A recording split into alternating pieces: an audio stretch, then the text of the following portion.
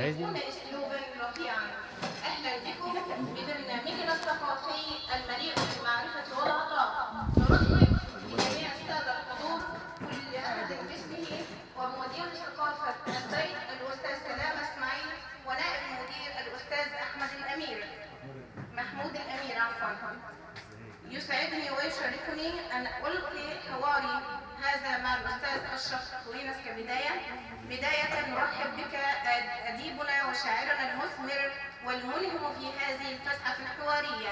من هو الشاعر أشرف كوينس من جهة مولده وسيرته العلمية والتعليمية؟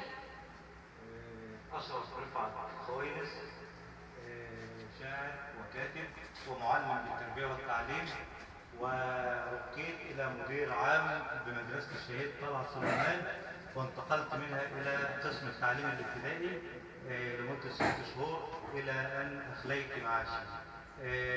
طبعا لي مجموعة كتب في دار الكتب المصرية، منها ناس وناس، زمن الطيبين، حكايات ستي، حبيبتي ندى، المصرات حضارة وتاريخ، اكتوبر معجزة القرن، واخر اصدار ليا صدر من حوالي اسبوع، اهداء الى اغلى الناس ومعشوقتي وحبيبتي في هذه الحياه، الحاجه سعديه محمد بن الدين والدتي رحمها الله، كتاب بعنوان فقيده قلب.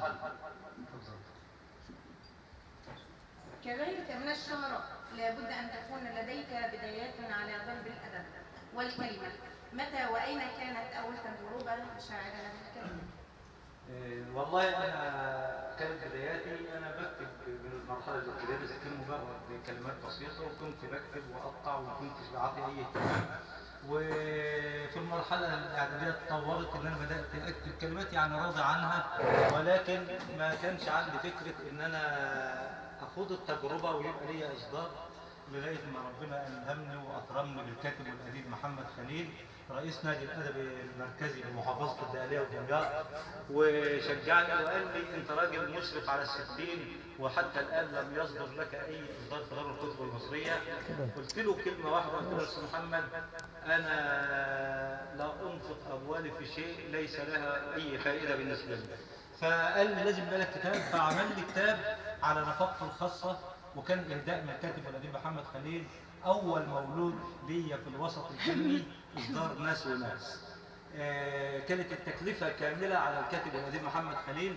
لقيت التجربة حلوة وجميلة جدا وعجبتني، بدأت أهتم وبدأت أكتب، وعملت زمن الطيبين وحكايات ستي، لغاية ما أصبح لنا الحمد لله في دار الكتب المصرية كتب معتمدة على مستوى الجمهورية، 8 كتب في دار الكتب المصرية، وإصدارات في المعرض الدولي للكتاب على مدار 4 سنوات.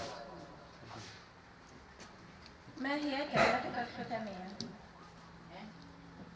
كلمات الختامية بقولها للجميع، يا ريت كلنا نعرف إن أجمل وأرقى شيء في الوجود هو الحب، حب الناس.